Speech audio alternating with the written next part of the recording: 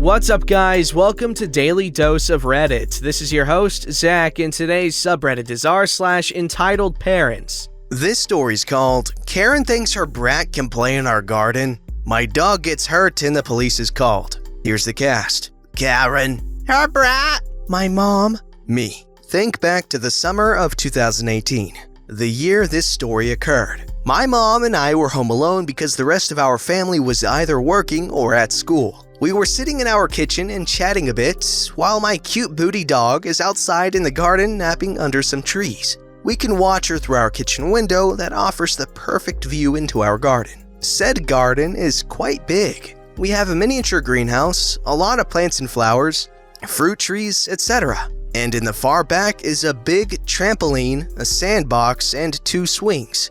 We live at the main street of our suburb, so a lot of people pass by over the day. Our backyard is not only cut off by a gate, but the garden is also separated from the parking space for our cars through tall bushes. You can barely see the garden outside of the property, and you're only able to see one of the swings at a specific angle. The gate was closed when the story happened. So my mom and I are just talking when suddenly my dog appears next to me, very much frightened. Trying to calm her down, I sit on the floor and cuddle her, wondering what scared her so much that she fled the garden. You have to know, she's very easily scared. She never barks and doesn't attack in situations of danger. She runs. So obviously, something must have happened and it wasn't the neighbor's cat for sure. While I'm on floor level, my mom has a perfect view into the garden and suddenly says, "What the actual frick?" I stand up and look outside as well, only to see a woman and her daughter I've never seen before in my life stand in the middle of our garden.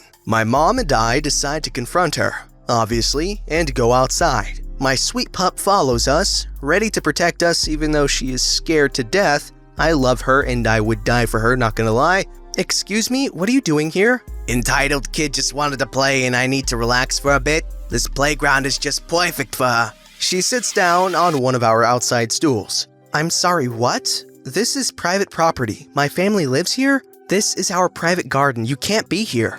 "Don't be silly. This is a public space." She literally closed her eyes and faced the sun after that. I'll never forget that. "You are literally trespassing. I want you and your daughter to leave right now." She opens her eyes again. "Don't lie to me. I'm not stupid."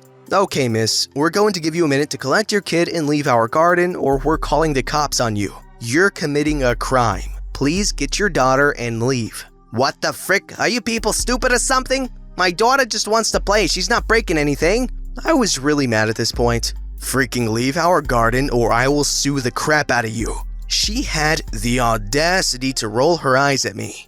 My mom and I just look at each other and she takes out her phone to call the police. Karen sees this and suddenly gets up really fast. Okay, we're leaving." "Entitled kid." "Frickin' who-ars, you stuck-up benches." We decide to ignore the swearing and just watch her kid walking over to her with a shovel in her hand. My mom still has the phone in her hand, ready to call. "But mommy, I want to play." "I know, but those bad people don't want us here. They're really mean to us, so we have to leave." "But mommy." Entitled kid just cries out for mommy for a solid minute while entitled mother is taking her sweet time getting ready to leave our garden. Now, remember that my sweet angel dog was still next to me, scared but ready to protect my booty. Suddenly, that freaking entitled brat just stops crying, looks at my dog, and throws the freaking shovel at my dog and actually hits her hard.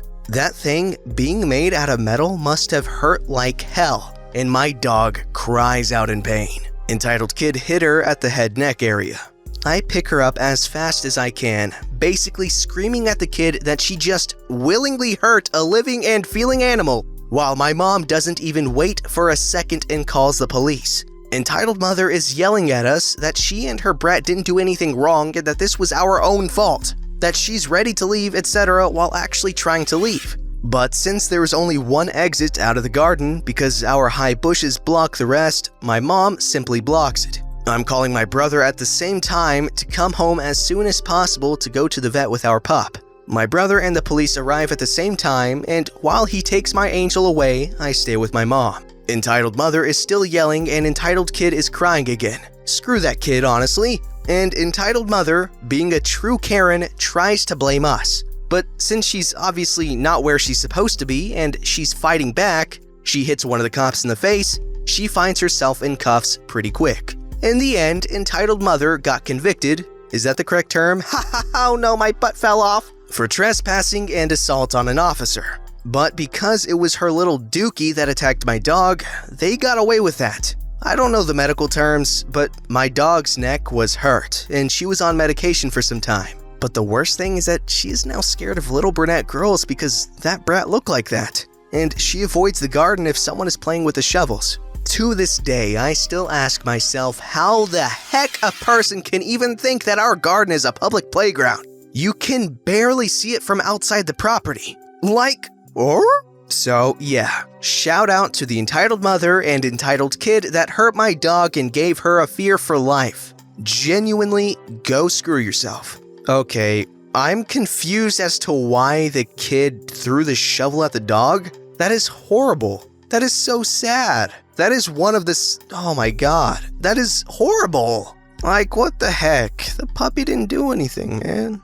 This story's called My Adventures with a Wholly Entitled Mother. At the beginning of his senior year in high school, my youngest son brought home a stray kid. He quietly took me aside and asked if this boy could stay at our house. He said that the poor kid was scared of his parents and needed somewhere to stay while he tried to graduate from high school. This was a bit different than bringing home a stray kitten. I, of course, started asking questions. The first of which was, what was the kid's name? I recognized the last name though, and was hoping in the depths of my soul that his mother wasn't who I thought it was, because this gal was bonkers. A vicious pounding on the front door just a few minutes later confirmed my fears. There was the bonkers lady on my porch. With her were two cops. She immediately started screeching that I had kidnapped her son. To this day, I have been unable to find out how she knew her poor son was at my house. The boys hadn't told anyone they were coming for fear of this happening, and this was way before cell phones were common.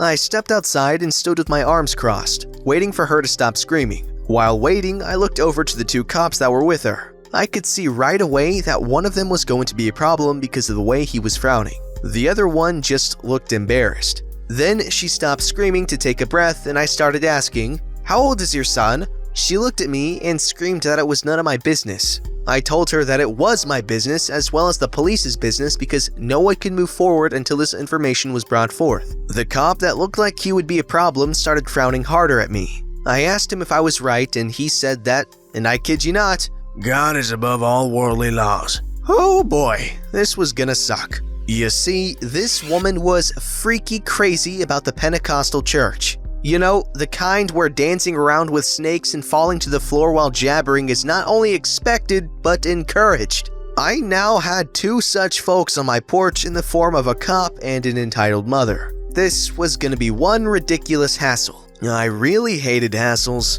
especially stupid ones. I stuck my head in the door of my house and asked the kid how old he was. When he told me he was 17, his mother once again started screaming. "He's lying! He's only 16 and I demand that he come out of there now!" I guess you can lie if you're holy. She lunged for the door, but I was faster and locked it before I pulled it shut. She shoved me out of the way and began to frantically shriek and pound on the door. I was beginning to wonder if she was going to break my doorknob because of the way she was attacking it. This was when the embarrassed cop ordered her to stop. This crazy woman would have charged into my house if I hadn't locked the door. The frowning cop told me to get the kid. I told him that 17 was a legal age in this state for situations like this, and he didn't have to come out for anyone.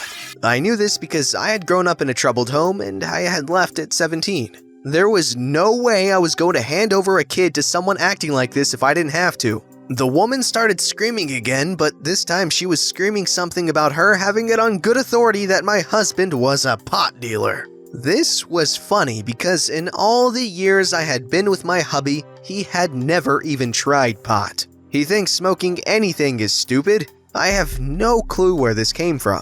In fact, I was more likely to have pot than my hubby. But I knew a warrant would be needed for this kind of crap, and the frowning cop didn't react to this. Just kept on frowning. He knew I was right. I stood and listened to the screeching, and now there were tears mixed in, for a few seconds. I wanted to see if she would calm down and behave normally. When she didn't, I told them to leave and I went inside. I had to go around to the back door because I didn't have my keys on me. She continued to freak out with huge, braying sobs, but the cops made her leave with them. The poor kid was barely keeping back tears and was super embarrassed. He told me how she would make him pray out loud for hours, how she refused to let anyone but church kids be his friends, how she would come into his room and tear it all up looking for drugs, and every night she would say grace for so long the food got cold. He said she would go into fits of rage if she found anything she deemed of the devil in his possession. And this was pretty much everything. He said he hated her church and hated the weirdos there and just plain couldn't take it anymore.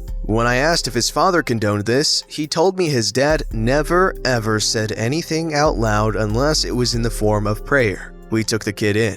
My older son had moved out for college a few months before, so I had a spare bedroom already set up for a teenager. Easy peasy. Then came the weekend. This crazy entitled mother and about 10 folks from her church, including the frowning cop, but not in uniform this time, came to my house and prayed loudly at it. They were careful to stay in the street, but it was still so dorky that it was almost comical. It was then that I had a great idea.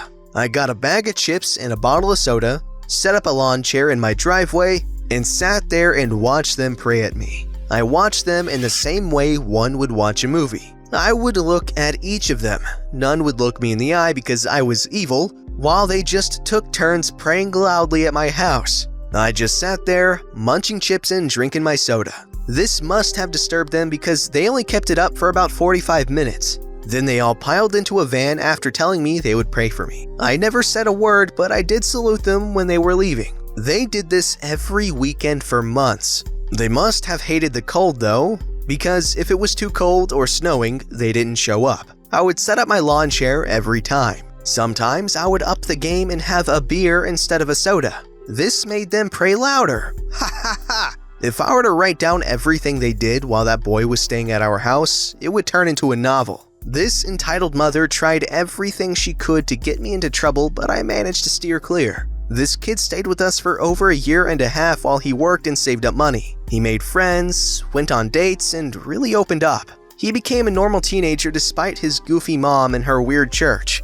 He would hang out with my son and hubby, and he became a happy kid. He then applied for and got a job teaching English in Japan, and I was really sad to see him go. He was a really good boy, and we enjoyed having him with us. 4 days after the kid left for Japan, his crazy entitled mother came over to tell me that God had listened to her prayers, and now her baby was out of our den of depravity. I only shrugged when she told me this. Whatever lets you sleep at night, entitled mom. Okay, I'm not gonna lie. I honestly started tearing up during that last paragraph there. Because it's a good story. That's very wholesome, and you gotta really appreciate that family for taking the kid in. This story's called Halloween Entitled Mother Sees My Porch Light Off, Doesn't Give a Crap, Proceeds to Ring My Doorbell Over and Over, Then Has a Cow When I Don't Have Candy. I am a migraine sufferer, and they pop up at the worst possible times. One Halloween a few years ago, I had a terrible one and had to ditch the idea of answering the door for trick-or-treaters. Since I was so sensitive to light and noise, I turned off our porch light, other house lights, and went to bed.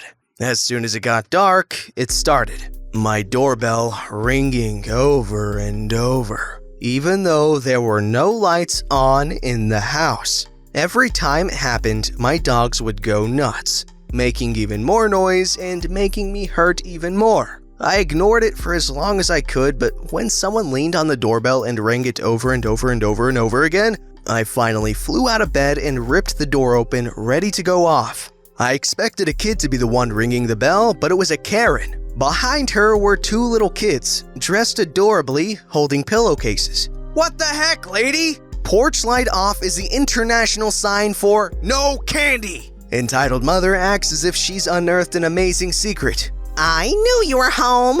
She shoos the kids up to me and they yell out trick or treat and thrust their pillowcases at me. I had a huge bag of candy in the kitchen, but I was so upset I totally forgot about it. Girls, I'm sorry, but I don't have any candy. That's why my porch light was off. To the entitled mother, I say, I don't feel well. I purposely turned off my lights so that I wouldn't be disturbed by children tonight. You should not be knocking on doors with no lights on.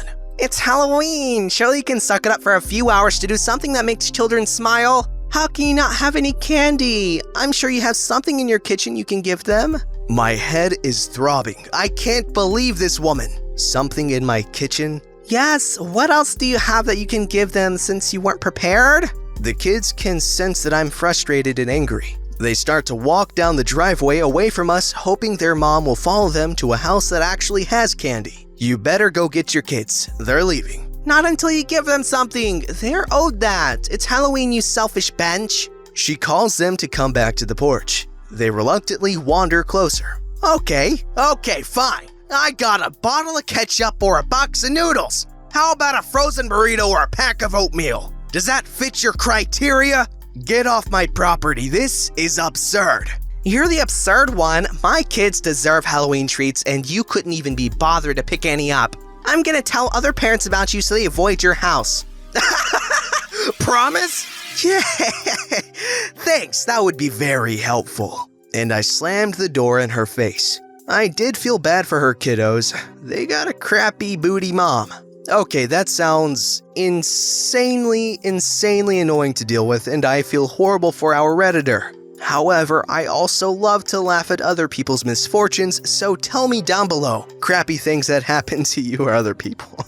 Don't forget to like, subscribe, and hit that bell to never miss an episode.